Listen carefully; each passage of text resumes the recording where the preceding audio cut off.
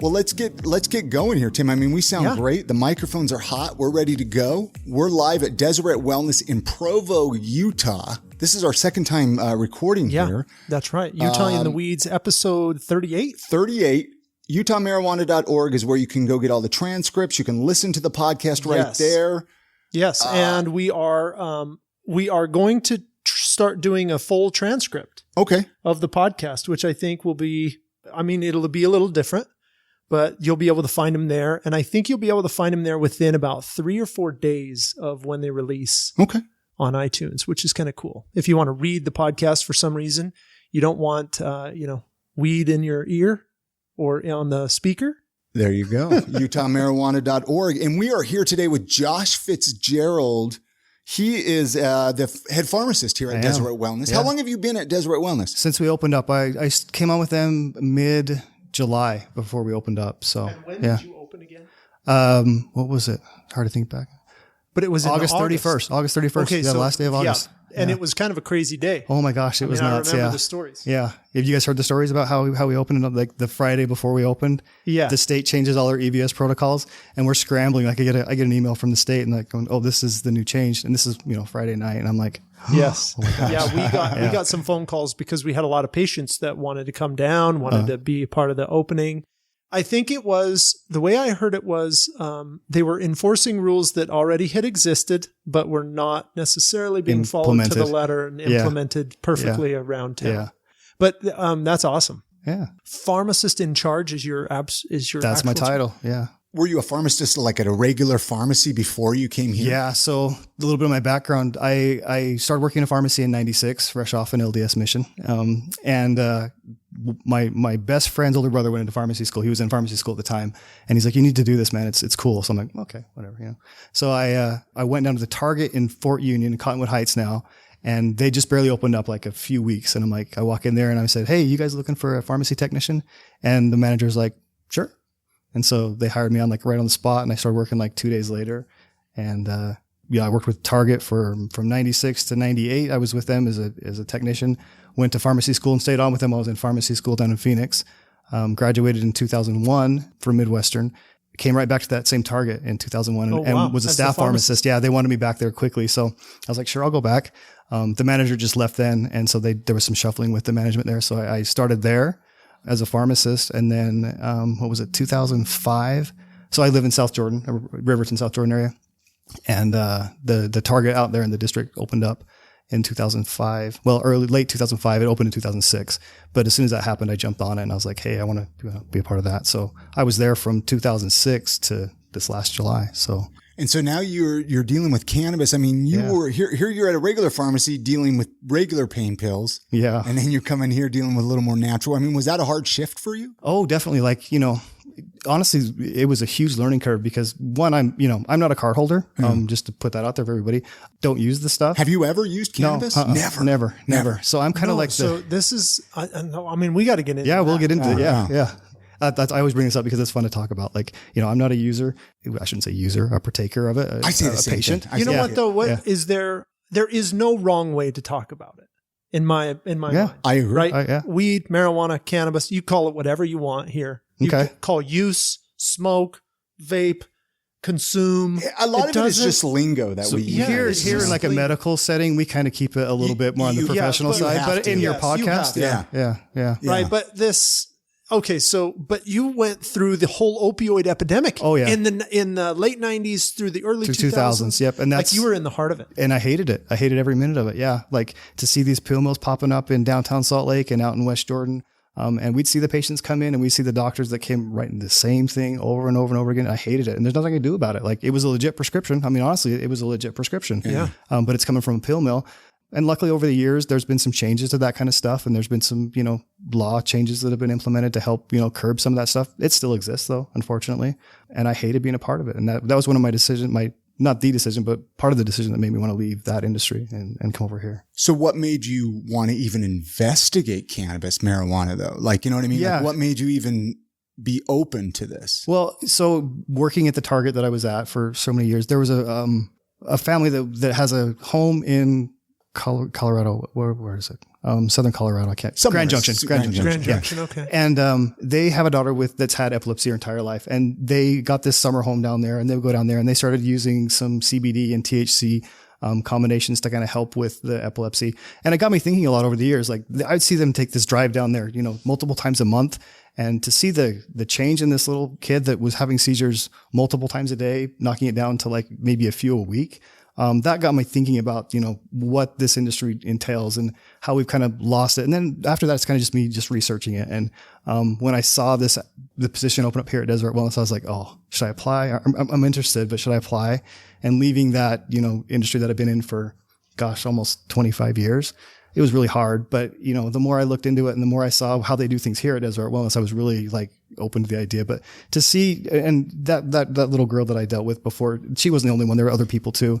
And I saw people just get in that downward spiral of addiction. I had family members that have, been in that spiral, and to not have this option that they could have turned to was really kind of a motivating thought for me to make this change. That's kind of the what do they call it? Like the gap between knowledge and not knowledge is that light bulb moment where you realize, wait, I don't know a lot about this. Yeah. Right. But you have to explore it. But you see something. Yeah. Are you still in touch with that family? Not as much as I was. No, I haven't seen him since I left, really. Yeah. Right. So now that you're here, did you look at other pharmacies to work for when you were looking into this, or just this one? So just this one in the beginning, because that was all that was opening up at the time. So I had feelers out to see what was going on. At that point, it was just, Dragonfly. So there was other people, and Wholesome was kind of in the beginning, and Mindy had already been, established as a pharmacist up there. So, that wasn't a possibility for me, but yeah, I looked around a little bit. You say it like it's just normal, like Dragonfly then Mindy up at Wholesome. This is really it is a tight group of people. There's only how many pharmacies open now? There's 7 right now. 6 or 7 open now of the 14 that will open. Hopefully open. And really everybody, do the pharmacists essentially all know each other? We do. So we have a little group, the Utah, I forget the exact name of it, but we're an association of cannabis pharmacists.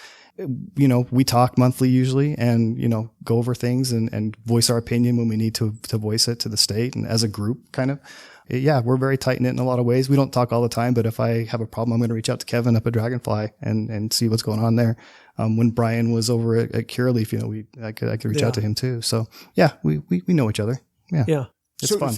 Do you live in this area? I mean, are you in this area? No, I live in Riverton. Okay. I didn't know down here every day. Because I was just wondering like how it was down here in Provo, right? Like if you lived here, and then your neighbors found out you're dealing with cannabis now. I was just curious what it's like. It's interesting. Like when I got this job and in the beginning, I didn't really like come out and say that I got this new job that I'm working in the cannabis industry, because I didn't really know how to take it in the beginning. But now I'm totally open about it and love to talk about it. But it's interesting to see the people that come out of the woodwork that you didn't know that were maybe using it or going to Colorado or Nevada to get it.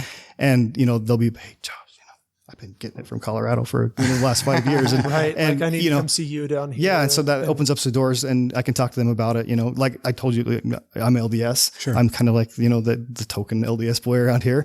And I see a lot of LDS patients in here. Like it isn't a stigma as much as we think it is in a lot of ways in this culture and community. And yeah, it's cool to see people come out and say, hey, yeah, I use this stuff and it's helped me. So. Do you see a lot of patients here that are from this area, or do you see a lot of patients that are traveling because they don't want to come to their local cannabis pharmacy? No, people pretty much go where the closest pharmacy is. Like it's a location based thing. But we have people come from, since we're the furthest one south, we have people come from St. George. We have people come from the Blanding area. We have people come from Moab. No kidding.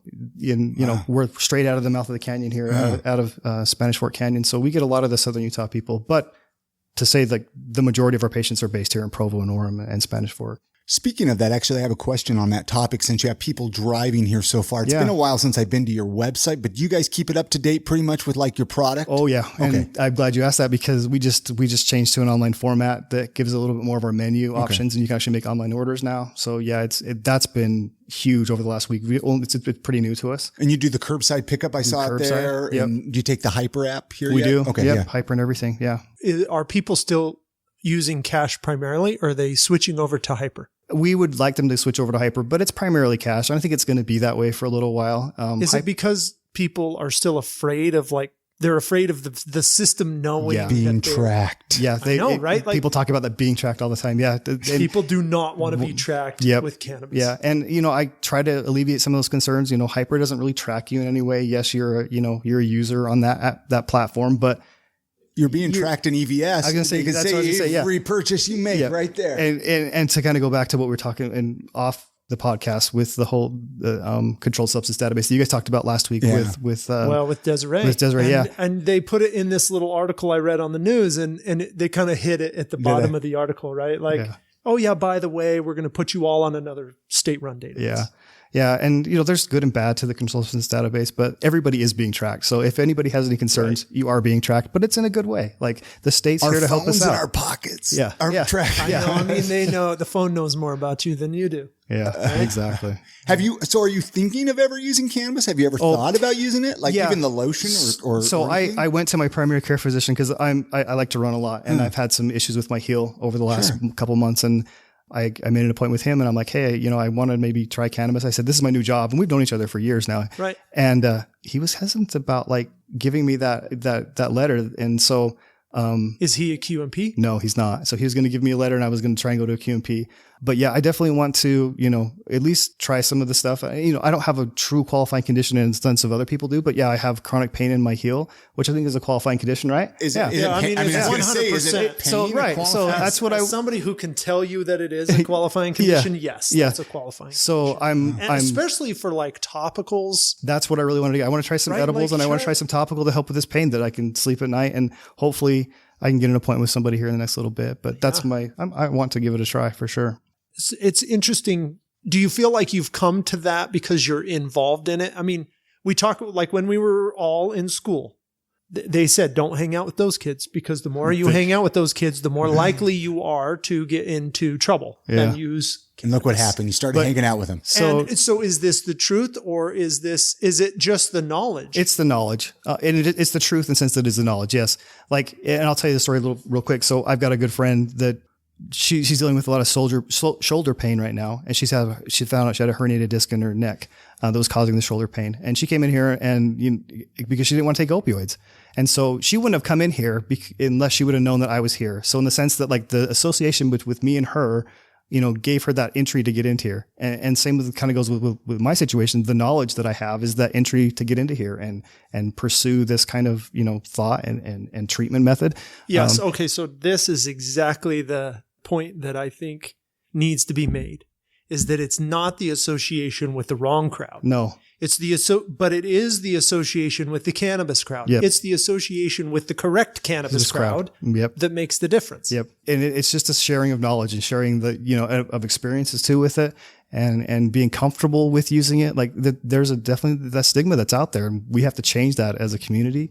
And it takes us talking about it and takes us sharing it and yes, it's association, but it's a good association, like you said. Speaking of like the stigma, have you noticed since March, the first dispensary or pharmacy opened up in Salt Lake, Dragonfly, to now, have you seen a little bit of that stigma kind of disappear a little bit? For sure. Over the last year, even here in Utah. Oh, yeah. The more people see it, the more people are comfortable with it. And the more we can explain to them that it's a safe, effective method of treatment, it's going to keep growing. And we can see that in the card numbers that are coming through. I mean, we started at what was it back in August when we opened? There was maybe 10,000, 19,000. I can't remember. 10,000. What's it up to now? It's over 20. It's well over 20,000 legal users now, and I think the card numbers. The card numbers are the 30,000. There was one yesterday that was 32,000. Yeah. So there are so many legal cannabis users. Remember, when we get to 100,000, that's 3% of the state's population, adult population. I can't wait. Is that kind of when we could start voting for legal then, right? Yeah. I mean, that's what the lobbyists and that's what the industry looks at. They look at that 3% number as kind of the magic number before you start to transition to that other discussion. Yeah. Have you seen people, this is a good question for Josh, because on my end, I'm not for adult use yet, but have you seen patients who have had some negative effect? Negative effect? No. There's really no negative effect that I've seen so far. It doesn't work for some people. I can say that. And some people are discouraged when that happens, but it's not a negative effect. The majority of our patients see a positive effect from it. They see, a benefit from it. So not a lot of negative effects. No. Except draining your bank account, right? Exactly, yeah. Right, especially in prices here. So talk about a little bit about prices. Have you seen, is there anything on the horizon that will bring prices down? Competition. The more pharmacies we can get open, I think the more competition we're going to have. And then the more growers that we can get producing quality product and more of it, was going to drive the demand for it. Well, the supply will go up and it's, that way we can have that. I don't know. It'll even the market out is what I want to say. And, but if there's over only time, 14 pharmacies, then how can you really have competition? Right. Well, there was somebody who the other day told me they drove through a city in Colorado, 120. Well, the Green Mile, man, like Colorado, 22 dispensaries in a mile. At some point, the state's going to have to reevaluate, the amount of pharmacies we have. And I think that's going to be the deciding factor on what's going to, kind of level the market out. Have we ever talked about why they only allowed 14 pharmacies in Utah?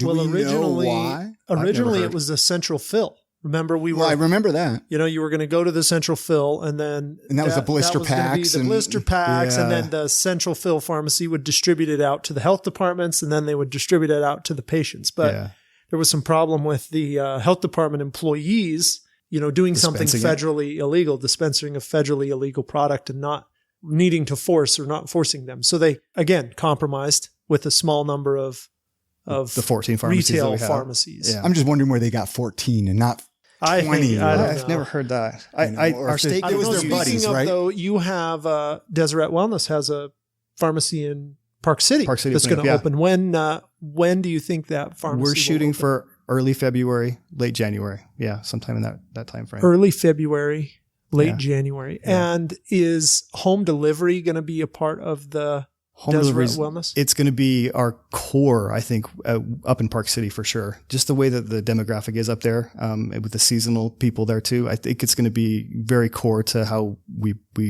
dispense up there. Down here in Provo, we're definitely working on getting that done. As soon as we get the state authorization, we're ready to go with home delivery here, and hopefully that comes sooner than later because we've got a lot of patients that struggle to get here. That's why we have the curbside for the moment, and we'll keep doing that. But curbside has helped out a lot of people that have a hard time getting into the building. So those types of like one-off delivery methods or one-off purchasing methods are key to this industry, I think. Do you have a drive-through here? We don't. Okay. No, yeah. We're not set up for that. I'd love to have one, but no. We don't. Yeah, as I can say, I didn't think I saw. No, but I mean, there's how many curbside spots out front? There's 3. We started with 1, and just this last week we had to add a 3rd and we're probably gonna have to add a 4th here pretty soon. So. Oh, really? That's cool though. It's really nice. Yeah. So talk to us about flour too, because you're the guy who knows how much flour is in this location. Yeah. And it still comes up as an issue. It is. I just talked to a patient this morning who's like, there's no indica here. Where can I find some indica? Yep. All we've got right now is Sunday Driver. Yeah. Flour is tough here in Utah. Like we're having shortages, and a lot of it's held up with the state and the second round of processing that just went through. A lot of it is, just our growers, growing quality flour that they can put on the market too. So there's some things that could change and be a little bit better here in the state for sure to get us to that point. If you could pick a couple of those things, which would it be? Would it be, because I hear you say a couple of things. One, there's not enough growers that are producing an adequate amount of flour. Yeah, and it's really not adequate. Is there only 3? There's Trike, Zion, and there was Dragonfly. Wholesom's got some going on now. Flour yeah. I know that Beehive's affiliated with some growers too. So yeah, there's flour out there, and I've talked to some of the people, and you can grow flour, and that's great. If it's not quality flour, then it just gets shipped to processing for edibles and other things. So we need to have quality flour that's grown that can, that's quality to smoke and to use as medicine. If it's not that, then it's not worth bringing to the market. And I think that's where some of it's getting lost right now. Yes, there's flour being grown, but a lot of it's just getting pushed to other processing. Even a lot of the stuff that you can vape is kind of garbage, though. That's coming out of the state of Utah. I'm actually surprised that it's coming out. I'm just like, wow. Yeah, you're talking to a lot of our patients. There's some things that could change. Yeah. I don't want to sit and talk bad. I just want to see them change. Yeah. I want to see us get better quality, and because we deserve it. Jeremy, our market president here, he's got a good relationship with Trike and with Zion and pretty much, everybody here in Utah.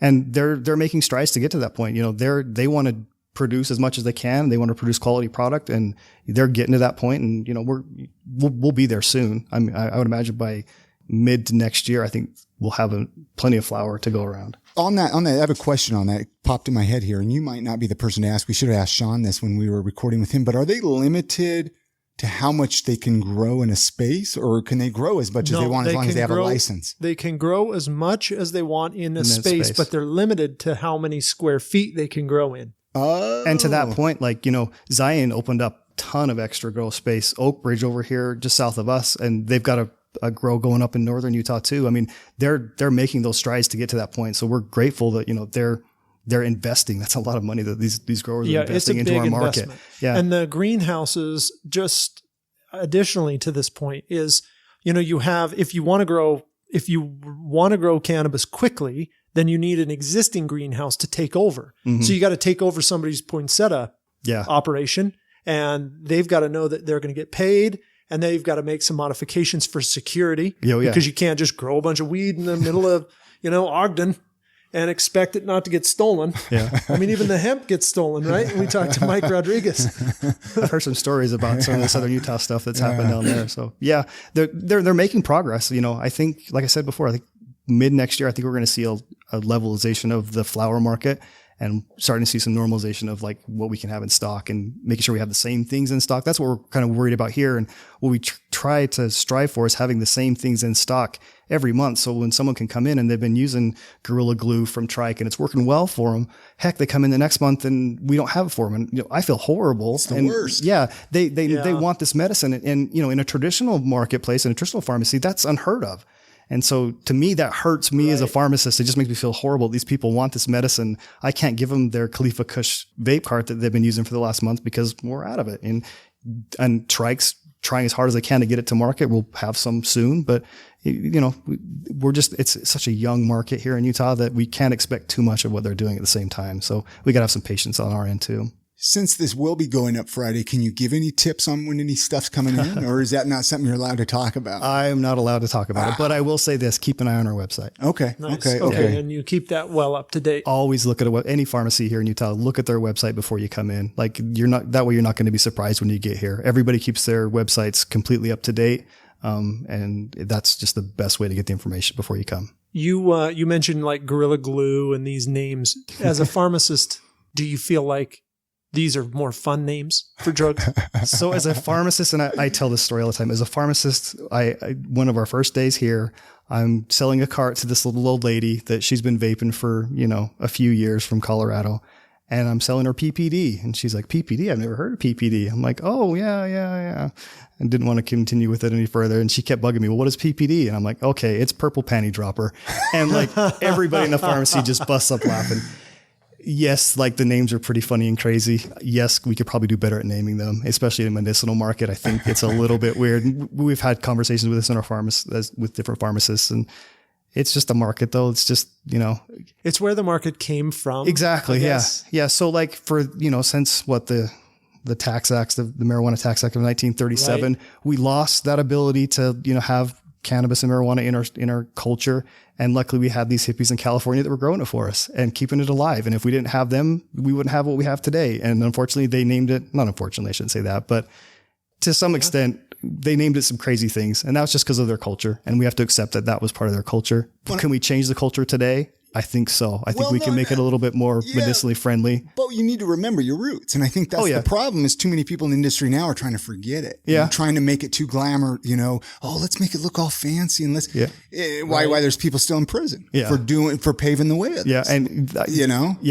We owe them a debt of gratitude for sure. We wouldn't have what we have now if it weren't for them.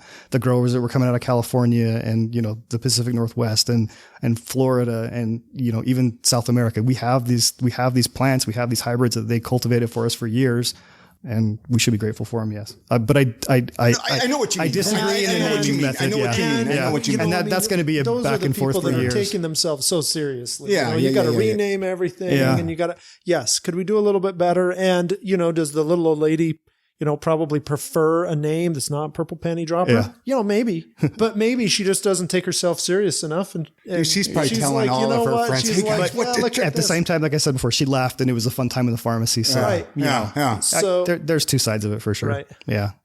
Yeah. But it is what it is. Should we hit up some of these questions? Because there's quite a few on this paper here, Tim, I know, that were supplied. We've got a few. We got a few that we asked already about the Park City, you know. We're so excited about Park City. It's going to be so neat to have that up there. The next question on here, these were questions submitted by customers or patients here at Deseret Wellness. From our Instagram account. From Instagram, which go follow the Deseret Wellness on Instagram because it's great to be connected. I think that's a good way too to find out about product. Yeah, we if there's any announcement we want to make to our public, we send out an email, but we also put it on Instagram. That's like our go-to. So sign up for the email list too. It's the only way they've allowed you to not promote but just to communicate. Yep. To communicate to the public. Yep. And we take full advantage of it. Right. Yeah. I think that, so far everybody does. Yeah. So people come in here and ask number 2, Chris. Yeah. Number 2 is why do other dispensaries get products before Deseret Wellness? Oh, man. An example, the mother liquor rosin, that's a good question. Yeah, it is a great question. We're not integrated with any grower or any producer. So we stand alone as Deseret Wellness. There's other pharmacies out there that have a grow division, and they're affiliated with a specific grower. And us being not that way, we lose out on something like Mother Liquor because it's going to Wholesome.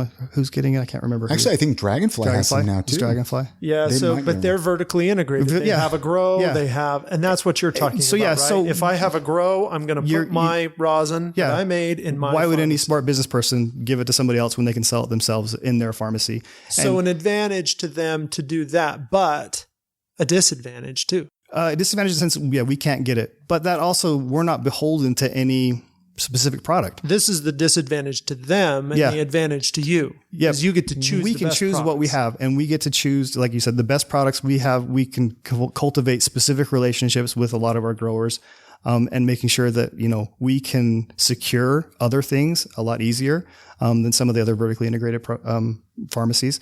It gives us a lot of freedom here at Deseret Wellness.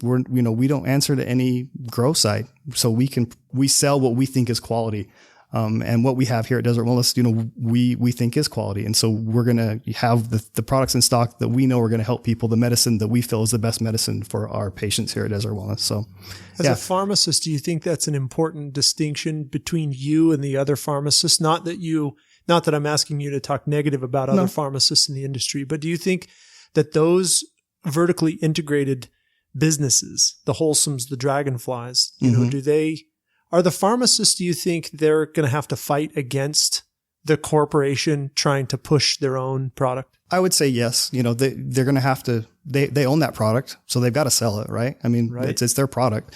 And so, they're going to sell it and hopefully make the most money they can out of it, because we need to succeed as an industry that way. But at the same time, so even in last week's podcast, you guys talked about, having the pharmacy affiliated with a grower. Like, it sometimes pushes patients to a specific product.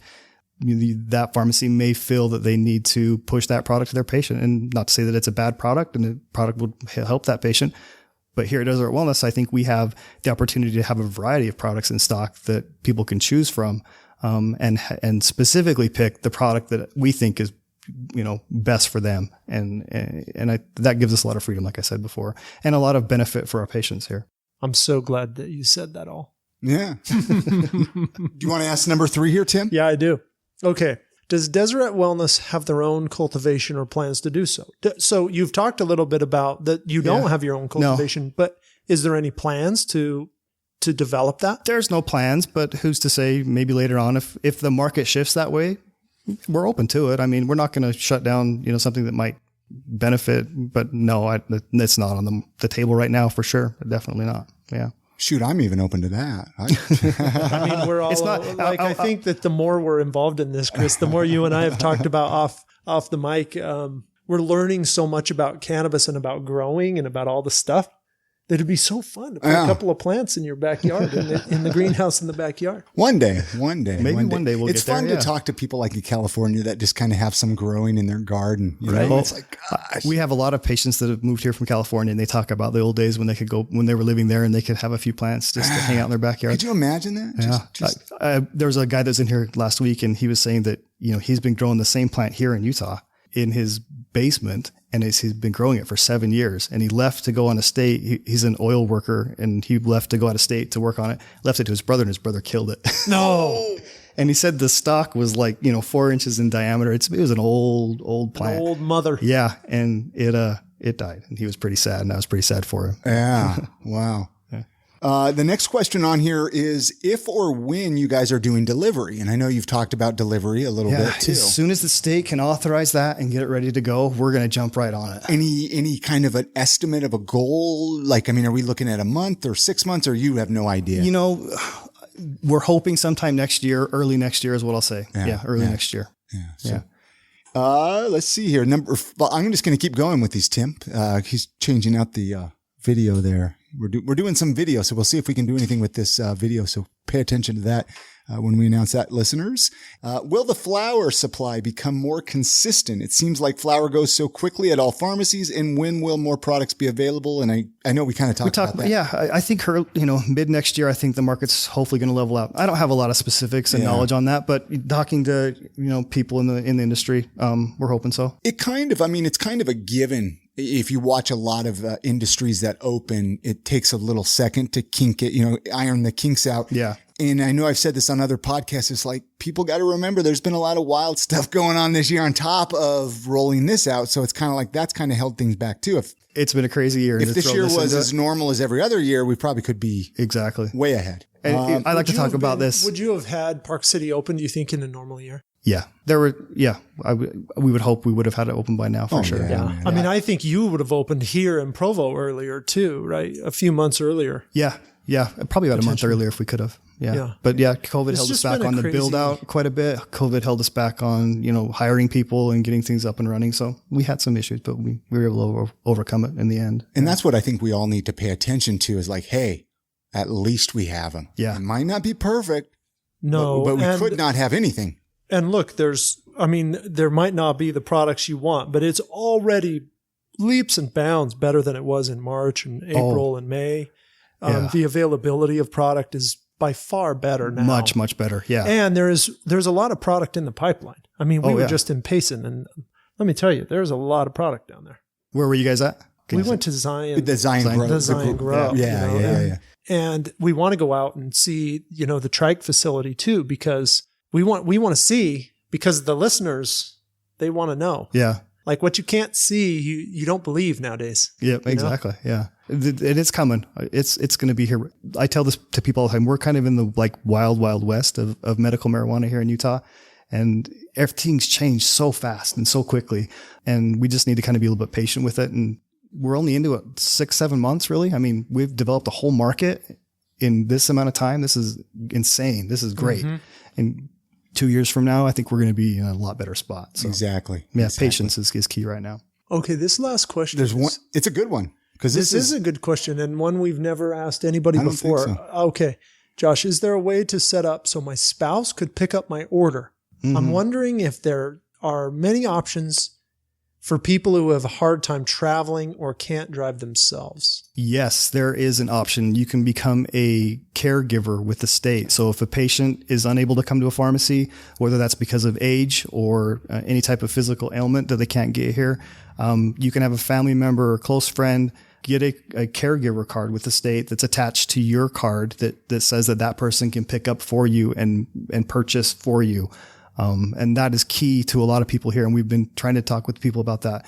There's definitely that option for people to go get that. How hard is it to get a caregiver card? It's a little bit tricky. It has to be authorized. That person has to be authorized. There is a fee involved with it. That's I think $75. Yeah, it's a background check. Yeah. Yep. And it's really associated with the background check with the state. That's where it's going to. Yep. Yeah. So we've had a handful of people here at Deseret Wellness that have become caregivers, and it's helped out their patient tremendously. So we're excited, and we'll help people with that process and answer questions if they have any questions. And essentially, you just need to justify. It sounds to me like what you're saying is you just need to really justify that you need the caregiver. Yep. And you can do that by age. So anybody under 21, they're going to need, or anybody at least under 18 has to have a caregiver card. And then anybody in a facility, anybody who's like living in a and an assisted living facility could qualify for a card. Hospice. Right. Hospice qualifies. Yeah. Any type of physical disability. Yep. Mm-hmm. Right. Can't drive. Yeah. Then get a caregiver who can come get your product. And then also to that same point, we'll have delivery options available next year that we can deliver to your house if you're not able to make it in. So I was going to say that's probably the best option too, right there. The easiest once delivery starts getting, I mean, the curbside too. I mean, they wouldn't have to get out of the car if somebody could drive them here at least. We have lots of a lot of our cancer patients that have a hard time getting to the store.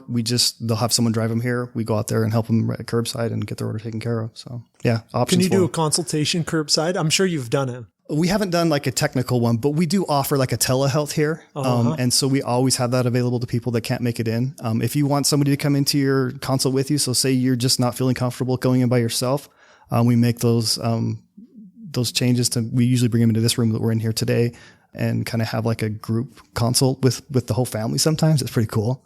But yeah, we make accommodations for anybody that can't, that can't do it the traditional way. Well, it kind of becomes a family.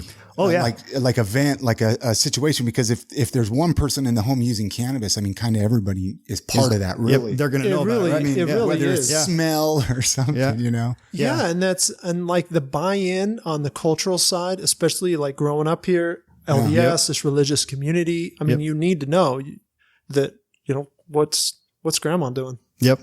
Right. That smells a little funny. So many of our patients come from people that, using cannabis in the home, and they've got a family member like a mother or grandmother, somebody else that's dealing with an issue that cannabis can help with. And that's what we love, that people are out there sharing this idea and this treatment method with other people. And come on in. We'll take care of you. We'll get it taken care of for you and have that consult here as a family. And it's really cool, like I said, to have like a bunch of people in here.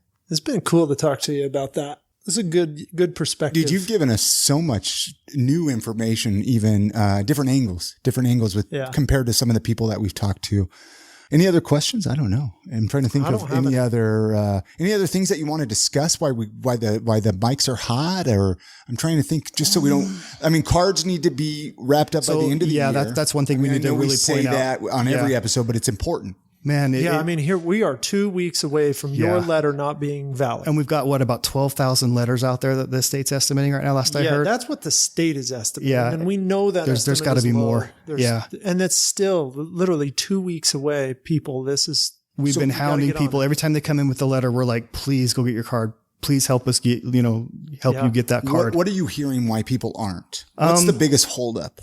Money. Usually they so they have to, so it's $15 really is all it is. Well, and it's a lot of these letters still are not associated with QMPs. Yep. And that's probably the second biggest holdup. And some of them too are just elderly people that don't have that internet competency to go through and with that whole EVS process, which is complicated. Oh, it's hard. For us, it's totally fine. I can go in and do it. You can go in and do it. But I stumbled around on that. But you put somebody in front of a computer that's 65 years old. Before we were supposed to have it in the original bill. It was supposed to be done in the doctor's office.